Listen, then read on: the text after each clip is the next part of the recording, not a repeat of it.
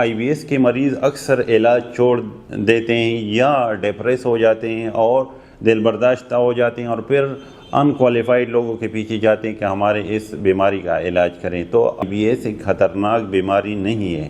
یہ جان لیوا نہیں ہے، یہ کینسر کی طرح بیماری نہیں ہے یا یہ کینسر میں تبدیل نہیں ہوتا، لیکن اس کا بر وقت علاج ضروری ہے اور کبھی کبھار اس کا علاج بہت زیادہ طویل ہو جاتا ہے، لیکن مریض کو چاہیے کہ اس کا صحیح علاج کرے اور جو بھی ڈاکٹر ہو جو بھی اس کا علاج کر رہا ہو اس کے ہدایات پہ عمل کرے تو انشاءاللہ اس کا IBS جو اریٹیبل باؤل سنڈروم ہے بالکل ٹھیک ہو جائے گا۔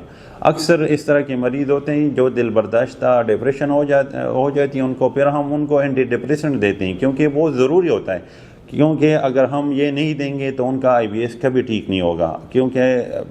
70-80% IBS کے جو مریض ہوتے ہیں ان میں بہت زیادہ ڈپریشن ہوتا ہے، اور اگر آپ ان کا ڈپریشن ٹھیک نہیں کرتے